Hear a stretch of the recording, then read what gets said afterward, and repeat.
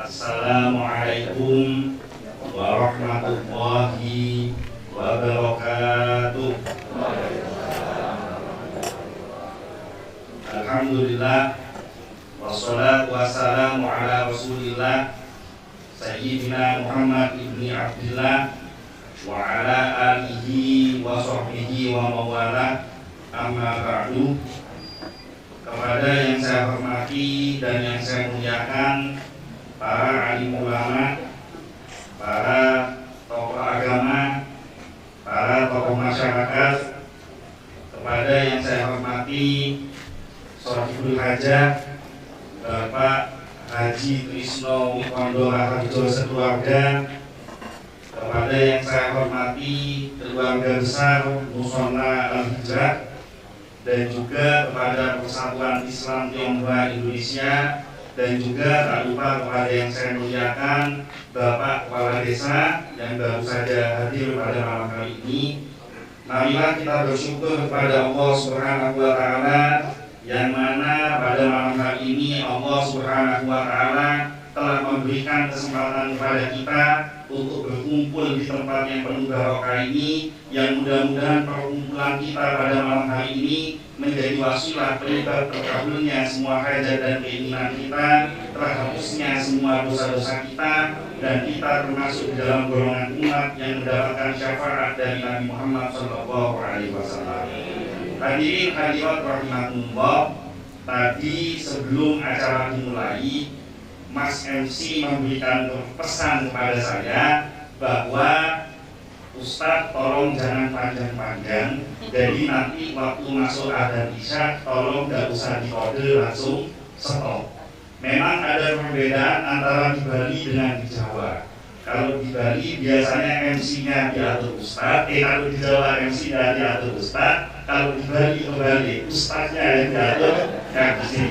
Tapi insya Allah niat beliau baik, tujuannya supaya dalam waktu yang singkat ini kita bisa mendapatkan barokah dari perjumpaan ini. Lebih baik kita sebentar tapi berkesan daripada lama tidak meninggalkan kesan yang baik. Mudah-mudahan apa yang disampaikan nanti membawa barokah buat kita semuanya.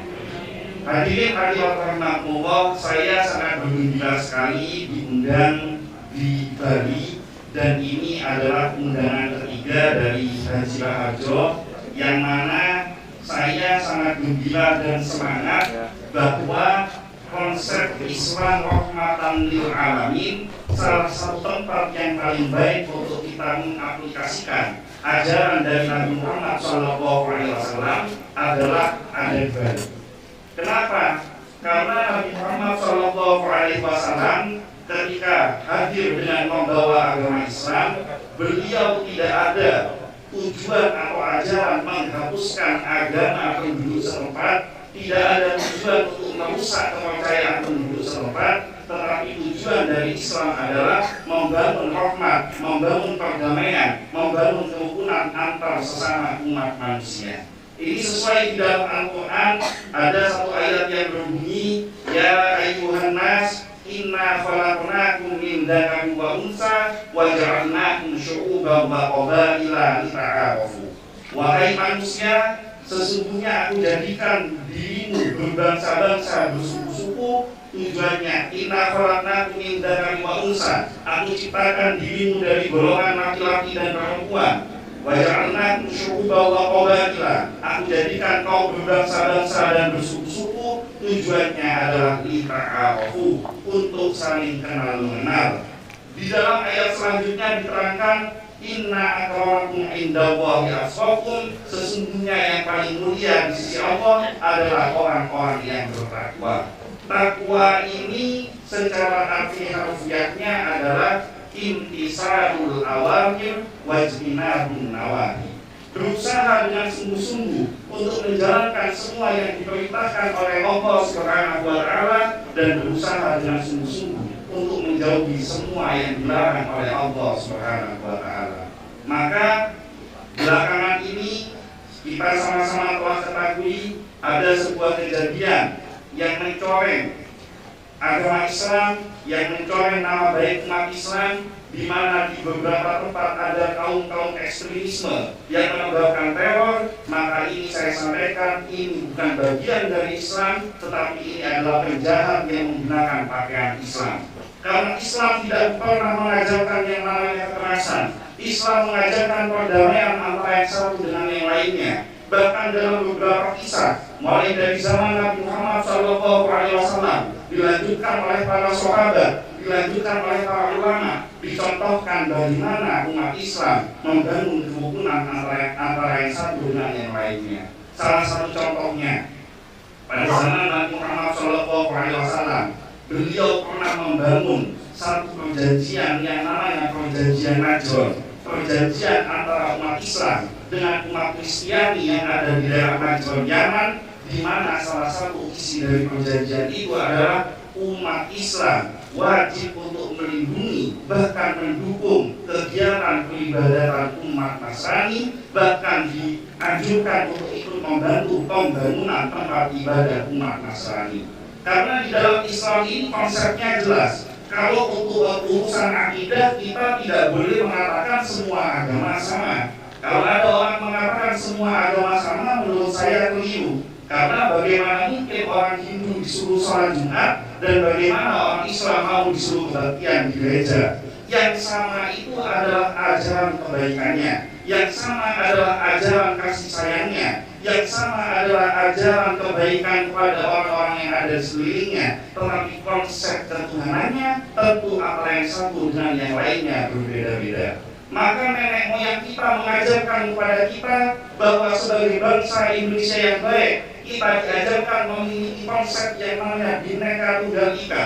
Kita berbeda-beda tapi tetap satu. Walaupun di antara kita ada yang beragama Islam, di antara kita ada yang beragama Nasrani, ada yang beragama Hindu, Buddha, Konghucu dan lain sebagainya, tetapi kita tetap mengalir di dalam tubuh kita darah yang sama-sama warnanya merah dan tulang yang sama-sama warnanya putih, maka kita semua adalah merah putih dan kita semua adalah bangsa Indonesia. Beda keyakinan boleh, beda urusan agama boleh, tetapi persatuan dan kesatuan antar sesama bangsa Indonesia wajib dijaga dengan baik. Karena sekarang ada oknum-oknum yang mengatasnamakan agama, yang mengatasnamakan kegiatan-kegiatan sosial, menggunakan kegiatan organisasinya untuk kepentingan pribadinya sendiri, akhirnya mengadu domba antar sesama bangsa Indonesia. Padahal kalau kita belajar dari zaman dahulu, coba kita buka buku-buku sejarah kemerdekaan Republik Indonesia, pahlawan nasional, mulai dari zaman perjuangan menghadapi penjajah Belanda sampai zaman sekarang, rata-rata semuanya diisi oleh seluruh bangsa Indonesia dari berbagai macam latar belakang suku, bangsa dan agama. Di dalam Islam kita kenal Hadratus Syekh Kiai Haji Muhammad Hasyim Asy'ari, beliau mendapatkan gelar pahlawan nasional. Di Hindu kita kenal dengan I Gusti Ngurah Rai, beliau juga mendapatkan gelar pahlawan nasional.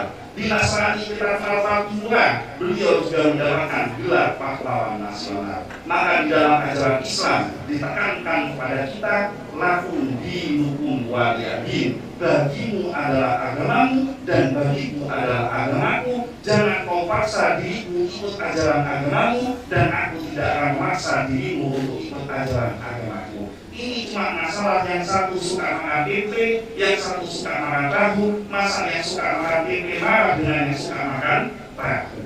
Jadi ayo kita sebagai bangsa Indonesia, apapun keyakinan kita, apapun iman kita, apapun paham kita, jangan sampai menyebabkan perpecah belahan antar sesama umat Islam. Ini juga dicontohkan pada zaman Khalifah Umar bin Khattab. Ketika Umar bin Khattab radhiyallahu anhu berhasil menaklukkan Palestina, di mana pada waktu itu Palestina masuk di dalam wilayah mayoritas orang-orang Nasrani. Ada pendeta pemimpin dari gereja Makam Tua, beliau menyampaikan kepada kaum muslimin tidak akan memberikan kunci gereja, tidak akan memberikan kunci kota, kecuali kalau yang hadir adalah Khalifah Umar bin Khattab yang pada waktu itu menjadi pemimpin tertinggi umat Islam, yang kalau zaman sekarang diibaratkan sebagai presiden. Maka hadirlah Umar bin Khattab datang ke gereja Makam Tua.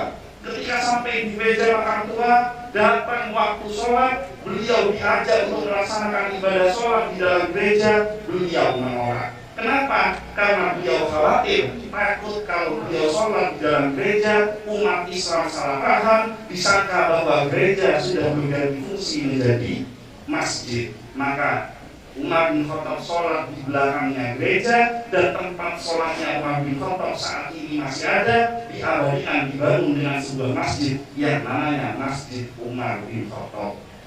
Dan ini sudah dicontohkan oleh nenek moyang kita, bahkan sampai saat ini bangsa Indonesia mencontohkan. Kalau kita lihat di Jawa, kegiatan-kegiatan keagamaan non-muslim yang diselenggarakan di gereja, di tempat-tempat ibadah yang lain, senantiasa ada banser yang menjaga. Begitu juga dengan di Bali. Kalau ada orang-orang kegiatan-kegiatan keagamaan muslim, baik itu pengajian, baik itu majelis ilmu, akan ada pecalang yang ikut membantu menjaga. Maka ini adalah warisan yang sangat luar biasa bagi diri kita.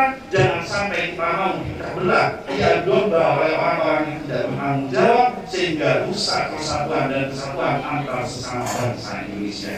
Bahkan coba tadi kita dengarkan Mas MC menyampaikan pesan dari Bapak Haji Baharjo, permohonan maaf kepada tetangga bahwa mungkin selama pembangunan pendopo Wipondo ini ada tetangga yang terganggu, baik dari suara bisingnya ataupun debu yang dihasilkan dari bangunan.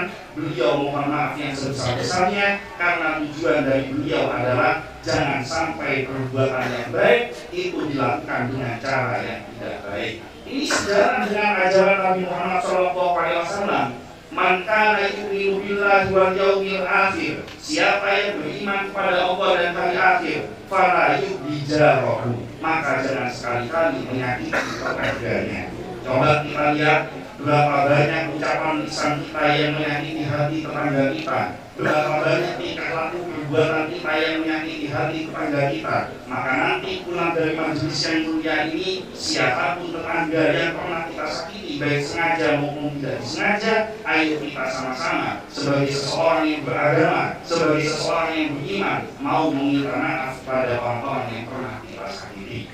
Hadirin hadirat rahimakumullah. Yang kedua yang ingin saya sampaikan di sini mengenai masalah paham ekstremisme. Ini penting untuk disampaikan karena zaman sekarang banyak orang yang salah tafsir mengenai tentang paham ekstremisme, yang mengaitkan antara ekstremisme dengan paham sebuah agama. Ini tergantung Anda. Kalau saya lihat wajahnya tegang semua, wajahnya peduli semua. Masya Allah, reaksinya menghabiskan.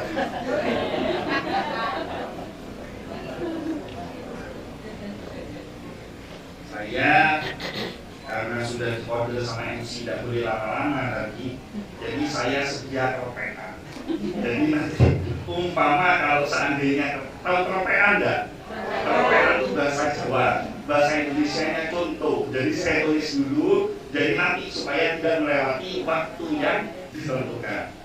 Allah Subhanahu wa ta'ala berfirman dalam surat Al-Baqarah ayat 143, wa kadzalika ja'alnakum ummatan wasata.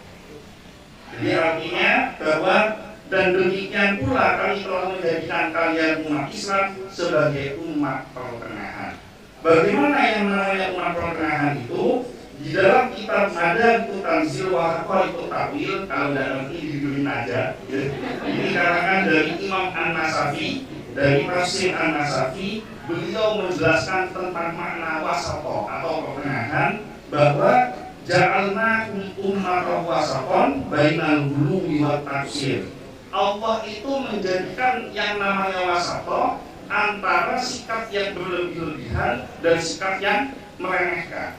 Jadi agama ini saya rasa bukan hanya Islam. Dalam ajaran agama apapun kita diajarkan untuk menjadi orang yang netral, yang tengah-tengah. Contoh, dengan adanya pandemi virus corona sekarang, ada kelompok yang terpecah menjadi dua golongan.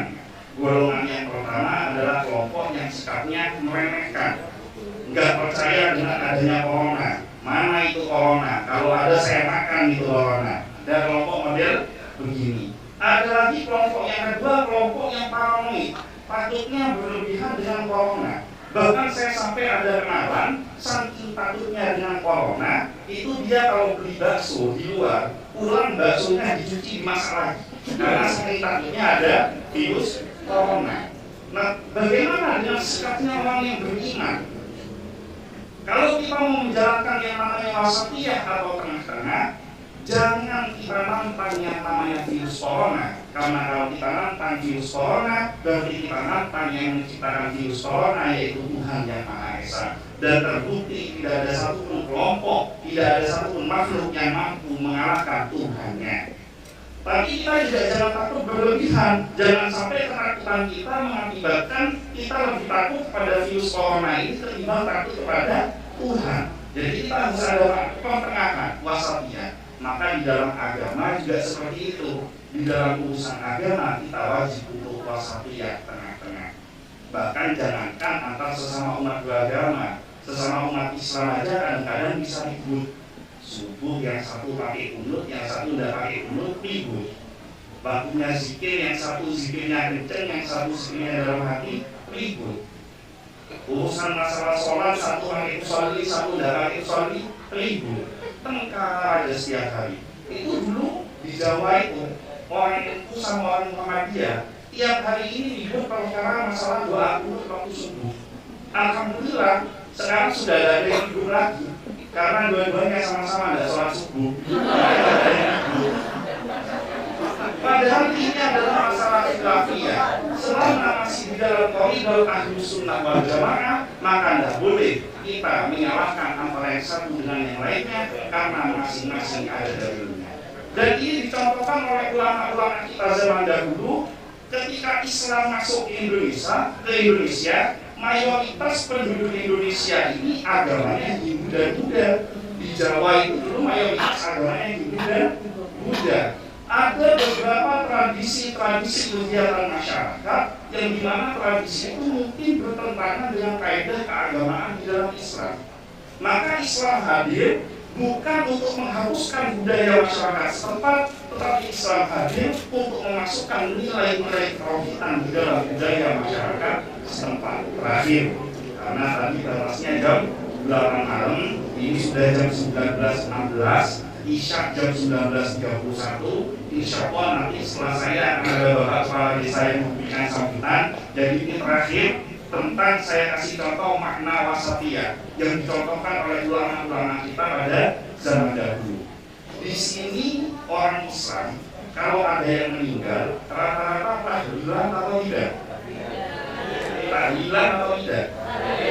Ada nggak orang Islam yang meninggal dan mau sama tahlilan? Ada. Pertanyaannya yang betul yang mana? Jawabannya dua-duanya sama-sama betul. Karena dua-duanya punya dasar. Yang tidak mau tahlilan karena pada zaman Rasulullah itu tidak ada tahlilan. Tahlilan itu adalah budayanya orang Indonesia, khususnya orang Jawa dan Madura. Orang Jawa dan Madura ini punya kebiasaan setiap menggunakan sebuah barang dia akan menambahi akhiran dari barang yang digunakan. Kalau nggak dipakai disebut nama barangnya. Kalau sudah dipakai dikasih akhiran. Contoh bahasa Jawanya baju ini kelambi. Kelambi ya. Kalau belum dipakai namanya kelambi. Kalau sudah dipakai namanya kelambian. Sarung. Kalau belum dipakai namanya sarung. Kalau sudah dipakai namanya sarungan. Katok. Kalau belum dipakai namanya katok. Kalau sudah dipakai namanya paling bawah ibu-ibu. Maka sama tahlil kalau belum dibaca namanya tahlil, tapi kalau sudah dibaca secara bersama-sama akan disebut tahlilan. Jadi kalau ada orang yang mengatakan bahwa zaman Rasulullah tidak ada tahlilan, betul, karena Rasulullah orang Arab. Tahlilan itu tradisi budayanya orang Jawa dan Madura. Tapi kalau kalimat tahlilnya, kalimat la ilaha illallah, tidak ada Tuhan selain Allah, jangankan dari Nabi Muhammad, mulai dari zaman Nabi Adam alaihissalam, bahkan seluruh Nabi dan Rasul, diteruskan oleh para ulama. Risalah yang dibawa semuanya sama, yaitu risalah tidak ada Tuhan selain Allah, yang kalau kita dalami lebih dalam lagi, ini tidak hanya di Islam, tapi semua agama sepakat bahwa yang namanya Tuhan adalah Tuhan yang Maha Esa. Buktinya orang Hindu menerima sila yang pertama, orang Nasrani menerima sila yang pertama, orang Buddha menerima sila yang pertama, yaitu Tuhan itu Esa, Tuhan itu tunggal, hanya konsepnya saja yang tidak sama antar sesama umat beragama. Maka pertanyaannya, tradisi tahlilan ini dari mana asalnya?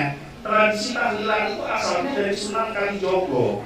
Sunan Kalijogo ini suatu saat ada orang Jawa yang punya kepercayaan nenek moyang, kalau ada orang yang meninggal, itu beliau itu masak nasinya dibungkus pakai daun pisang, ditaruh di pojokan rumah, dibuang di perempatan jalan. Nah terus ditanya, kenapa kamu kok buang nasi di perempatan jalan? Kenapa kamu kok buang nasi di pojokan rumah? Jawaban si orang ini, saya niat buang sengkolo. Tahu nggak sengkolo itu apa? Buang sial.